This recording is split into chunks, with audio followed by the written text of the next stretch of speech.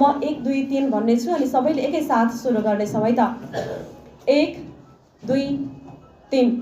सयौं थुङ्गा फुलका हामी एउटै माला नेपाली सार्वभौम भई फैलिएका मेची महाकाली सयौं थुङ्गा फुलका हामी एउटै माला नेपाली सार्वभौम भई फैलिएका मेची महाकाली प्रकृतिका कोटि कोटि सम्पदाको आँचल